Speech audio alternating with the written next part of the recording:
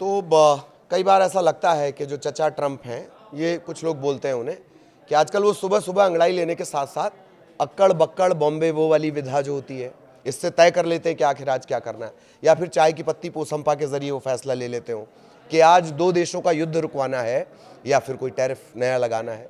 नमस्कार, आपके साथ में ललित प्रजापति और आज की चर्चा एक और टैरिफ को लेकर। अमेरिकी राष्ट्रपति डोनाल्ड ट्रंप ने आयातित दवाओं पर 200% या उससे भी ज़्यादा का टैरिफ लगाने की योजना बनाई है। उनका उद्देश्य दवा निर्माण को विदेशों से वापस अमेरिका लेकर आना है। एक बड़ा कारोबार है जो भारतीय दवा बाज़ार है, उसके लिए एक बड़ा बाज़ार अमेरिका है।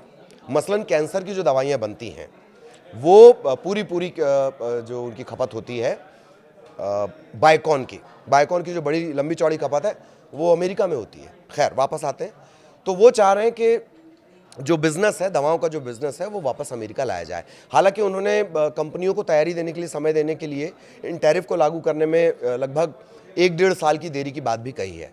अब इसका असर होगा क्या, वो जान लीजिए। भारत पर तो खबर के मुताबिक ये होगा कि जो भारत दुनिया में जेनरिक दवाओं का एक सबसे बड़ा निर्यातक है। अगर अमेरिका में टैरिफ लगता है तो भारतीय दवा निर्माताओं को नुकसान हो सकता है और उनके निर्यात पर भी इसका असर पड़ेगा। कुछ रिपोर्ट से यह भी पता चलता है कि ट्रंप प्रशासन चीन से आयातित दवाओं और उनके कच्चे माल APIs इस पर दरअसल बहुत ज़्यादा फोकस कर रहा है। ट्रंप का जो मुख्य टारगेट है वो फार्मा कंपनियों को दबाव में डालकर अपना प्रोडक्शन अमेरिका में शिफ्ट करने के लिए मजबूर करना है। तर्क उनका यह है कि अमेरिका में बनी दवाओं पर कोई टैरिफ नहीं लगेगा। पहले से ही कुछ बड़ी कंपनियां जैसे जॉनसन एंड जॉनसन और रोश वो अमेरिका में निवेश बढ़ाने की घोषणा कर चुके हैं। लेकिन जानकार कह रहे हैं कि इसका तो उल्टा भी असर हो सकता है। विशेषज्ञों और उद्योग समूहों का मानना है इतने ऊंचे टैरिफ का उल्टा असर हो सकता है। इससे दवाओं की कीमतों में वृद्धि होने और दवाओं की कमी पैदा होने का खतरा है। खासकर जो जेनरिक दवाएं हैं, सामान्य दवाएं जो पहले से ही बहुत कम मुनाफे पर बिकती हैं। अब जैसे एक दवाई हो जाती है पैरासीटामोल, आप भी खाते होंगे, इनका जो मुनाफा होता है बहुत कम होता है। इस पर सबसे ज़्यादा असर पड़ेगा। विश्लेषकों का यह अनुमान है कि 25% टैरिफ भी अमेरिकी दवा की लागत को तकरीबन $51 अरब तक बढ़ा सकता है। कई दवा कंपनियों और उद्योग समूहों ने इस कदम की आलोचना भी की है। उनका कहना है कि टैरिफ से R&D यानी रिसर्च एंड डेवलपमेंट और इनोवेशन पर बुरा असर पड़ेगा। दिलचस्प बात यह है कि कुछ निवेशक और विश्लेषकों को संदेह है कि ट्रंप वास्तव में 200% जैसी ऊंची दर लागू करेंगे। संदेह होगा भी। मैंने कहा ना, रोज सुबह वो उठते हैं और फिर शायद चाय की पत्ती पोसंपा करते हैं और फिर ये तय करते हैं कि उन्हें आज क्या करना है। खैर, 200% जैसी ऊंची दर लागू करेंगे उनका ये मानना नहीं है। लोगों का कहना, जानकारों का कहना है कि वो केवल नेगोशिएशन, मोल भाव की एक रणनीति हो सकती है। आगे बढ़ने से पहले एक कहानी और, जैसे अपने यहाँ नेता से ज्यादा जो उड़ान भरता है वो छुटभैया नेता भरता है। नेताजी से ज्यादा बोल बच्चन छुटभैया नेता देता है। नेताजी राई बोलते हैं, छुटभैया राई का पहाड़ खड़ा कर देता है। वापस खबर पर लौटेंगे, थोड़ा पीछे के बयानों को जानेंगे। ट्रंप के मुंह लगे नेता और ट्रेड सलाहकार हैं पीटर नवारो। जब मुंह खोलते हैं तो बस क्या ही बोलना है। नवारो ने प्रधानमंत्री मोदी की रूस और चीन के नेताओं के साथ नजदीकियों पर आपत्ति जताई। नवारो ने कहा कि मोदी का शी जिनपिंग और व्लादिमीर पुतिन के साथ खड़ा होना शर्मनाक है।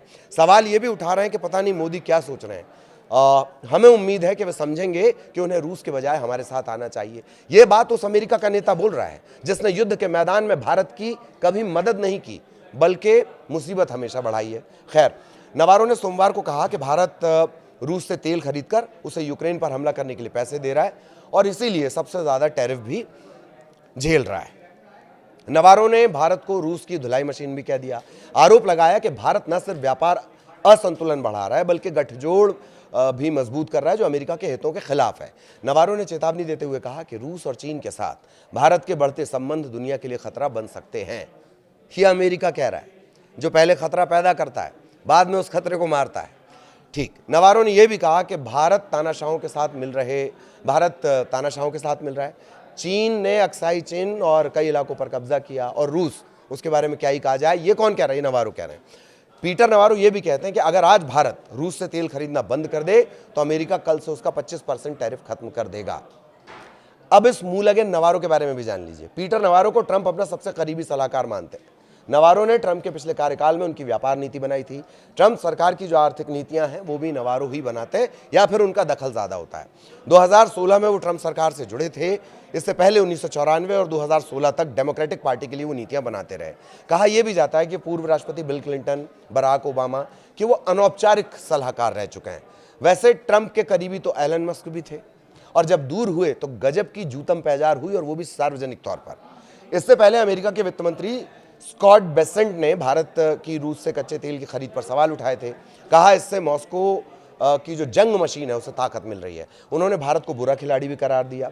एक न्यूज़ चैनल से बातचीत करते हुए बेसेंट कह रहे हैं एससीओ की बैठक दिखावा है। बेसेंट क्या कह रहे हैं? एससीओ की बैठक दिखावा है।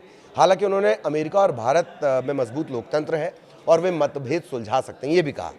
अब सोमवार को अमेरिकी राष्ट्रपति ट्रंप ने क्या पुराना राग अलापा है कि भारत ने अब अमेरिका पर टैरिफ कम करने की पेशकश की है, लेकिन देर हो चुकी है। भारत के साथ व्यापार संबंधों को एक तरफा उन्होंने बताया। बहुत सारा सामान भारत अमेरिका को बेचता है, अमेरिका भारत को बहुत कम सामान बेच पाता है। ट्रुथ पर उन्होंने लिखा, ट्रुथ उनका फेवरेट है, कि भारत ने अमेरिकी सामानों पर बहुत ज़्यादा टैरिफ लगाया, अमेरिकी कंपनियों को भारत में सामान बेचना मुश्किल हो गया है। ये पूरी तरह से एकदम आपदा जैसा लगता है। उन्होंने ये भी कहा कि भारत अपनी ज़रूरत का ज़्यादातर तेल, मिलिट्री उपकरण रूस से खरीदता है, ना कि अमेरिका से। ज़ाहिरा तौर पर, क्योंकि रूस हमें टेक्नोलॉजी ट्रांसफ़र करता है। अमेरिका के साथ कुछ भी खरीद में दिक्कत यह है कि सुधार कार्य भी करना होगा तो वहाँ से इंजीनियर को हमको बुलाना होगा, टेक्नोलॉजी तो बहुत दूर की बात है। ट्रंप ने इसे सालों पुरानी दिक्कत बताया, कहा भारत को पहले ही टैरिफ कम कर देना चाहिए था। तो ये सारी कवायद, ये जहर की उल्टियाँ यानी विश्वमन, इसके पीछे दरअसल एससीओ की बैठक है। चीन के तियानजिन में एससीओ की बैठक हुई। बैठक से पहले फोटो सेशन के दौरान पीएम मोदी, रूसी राष्ट्रपति जिनपिंग, पुतिन, इन तीनों की एक तस्वीर आई। तीनों एक दूसरे का हाथ पकड़े हुए नजर आए हैं। इसके अलावा पीएम मोदी द्विपक्षीय बातचीत के लिए जो रूस के राष्ट्रपति हैं पुतिन, उनकी कार में सवार होकर गए। दोनों के बीच तकरीबन 1 घंटे तक गोपनीय बातचीत भी हो गई। इन तस्वीरों को ट्रंप के खिलाफ तीनों देशों की एकजुटता के तौर पर देखा गया, और तभी से अपनी खामखा की चौधराहट लिए घूमने वाला अमेरिका थोड़ा चिढ़ा हुआ बैठा है।